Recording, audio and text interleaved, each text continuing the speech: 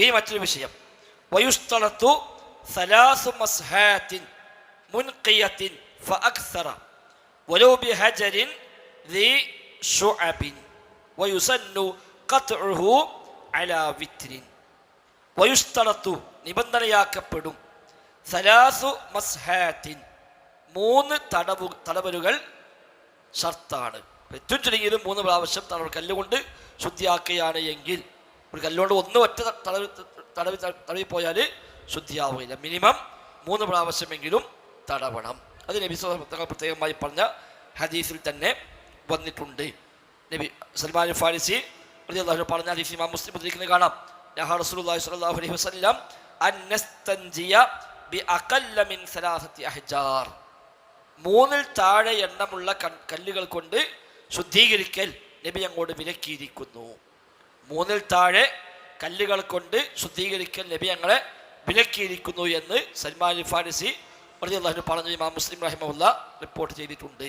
അപ്പം ഏറ്റവും ചുരുങ്ങിയത് 3 തടവലുകളെങ്കിലും നടത്തേണ്ടതുണ്ട്. മുൻഖിയത്തിൻ ശുദ്ധിയാകുന്ന തരത്തിലുള്ള 3 തടവുകൾ, അത് എണ്ണപ്പെടാവുന്ന ശുദ്ധീകരണത്തിന്റെ ഭാഗമായി എണ്ണാവുന്ന 3 തവണ തടവണം. ഫഅക്സറ അല്ലെങ്കിൽ അതിൽ കൂടുതൽ. ചുരുങ്ങിയത് 3.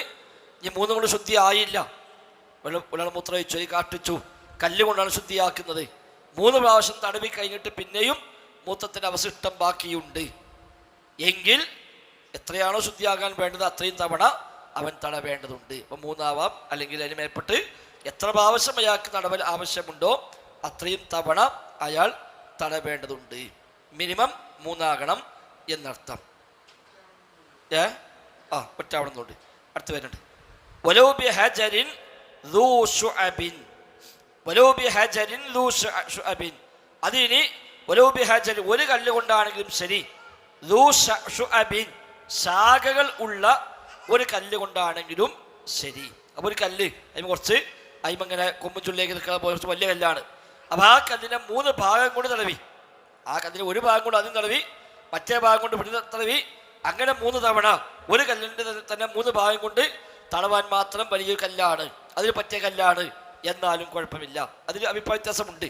അതുകൊണ്ടാണ് അവിടെ വലൗ ബിഹജരിൻ എന്ന് പറഞ്ഞത്. വലൗ ലൗ എന്നിട്ട് പറഞ്ഞത് അതിന് അഭിപ്രായ വ്യത്യാസമുണ്ട് എന്ന് കാണിക്കാനാണ്. ചിലർ പറഞ്ഞത് പറ്റൂല.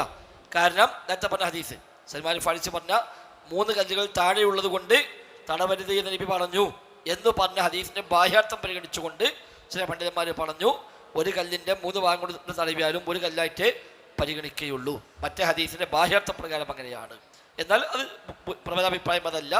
കാരണം 3 കല്ലിന് 3 എണ്ണമല്ല ഉദ്ദേശം, 3 തവണ തടവുക എന്നാണ് ഉദ്ദേശം. അതുകൊണ്ട് ഒരു കല്ലിൻ്റെ തന്നെ 3 ഭാഗം കൊണ്ട് തടവാൻ മാത്രം പറ്റിയ കല്ലാണെങ്കിൽ അത് പരിഗണിക്കാം എന്നാണ് പ്രബലമായ അഭിപ്രായം.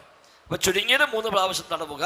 ഫഅക്സറ അല്ലെങ്കിൽ 3-ൽ കൂടുതൽ. ഇപ്പൊ ശുദ്ധിയാകാൻ എത്ര എണ്ണം വേണമോ അത്രയും തവണ അയാൾ തടവണം.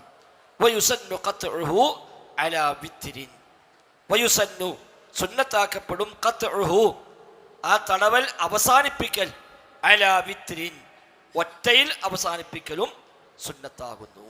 അപ്പൊ 3, 5, 7, 9, 11 അങ്ങനെ എത്ര തവണ തടവുമ്പോഴാണോ അയാളെ മലവും മൂത്രവും പൂർണ്ണമായും ശുദ്ധിയാകുന്നത് അതുവരെ തടവുക. ബുഖാരി മുസ്ലിം ഉദ്ധരിക്കുന്ന ഹദീസിൽ നബി തങ്ങൾ പഠിപ്പിച്ചതായി കാണാം, മനിസ്തജ്മറ ഫൽയൂതിർ. മനിസ്തജ്മറ ആരെങ്കിലും കല്ലുകൊണ്ട് ശുദ്ധീകരിക്കുന്നുവെങ്കിൽ ഫൽയൂതിർ അവൻ ഒറ്റയാക്കട്ടെ എന്ന് ഒരു ഹദീസിൽ വന്നിട്ടുണ്ട്. അപ്പം അതുകൊണ്ട് ഒറ്റയിൽ അവസാനിപ്പിക്കുകയാണ് വേണ്ടത്. അപ്പം ഇനി ചില ചർച്ചകൾ അവിടെ, അപ്പോൾ ഒറ്റ കല്ലുകൊണ്ട് ഒറ്റ തടവി അതുകൊണ്ട് തന്നെ ശുദ്ധിയായി എങ്കിൽ അത് മതിയാകുമോ? അപ്പം അത് മതിയാവില്ല. കാരണം നേരത്തെ പല ഹദീസ് നബി അങ്ങോട്ട് 3 കുറവുള്ള എണ്ണം കൊണ്ട് ശുദ്ധീകരിക്കരുത് എന്ന് പറഞ്ഞല്ലോ.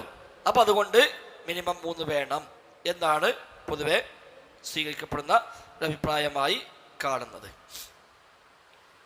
ഇനി ഈ ഒറ്റയാക്കൽ എന്നുള്ളത് നിർബന്ധമാണ്. ഇവിടെ ഇപ്പോൾ സുന്നത്ത് പറഞ്ഞത് വയുസന്നു ഖത്ഉഹു അലാ വിത്രിൻ, ഒറ്റയിൽ അവസാനിപ്പിക്കൽ സുന്നത്താകുന്നു എന്നാണ് പറഞ്ഞത്.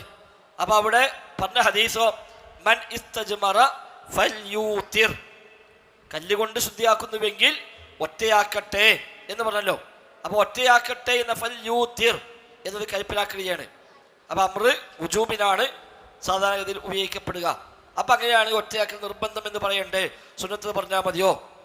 പക്ഷേ ഈ ഹദീസ് മാത്രമല്ല, ഇതിൻ്റെ തന്നെ മറ്റു ചില റിപ്പോർട്ടുകളിൽ ഇമാം അഹമ്മദ് മറ്റും ഉദ്ധരിക്കുന്ന റിപ്പോർട്ടുകളിൽ ഒരു ഭാഗം കൂടി കാണാം, മൻ ഫഅല ഫഖദ അഹ്സന, അങ്ങനെ വല്ലവൻ ചെയ്താൽ അവൻ ഏറ്റവും നല്ല പണിയാണ് ചെയ്തത്.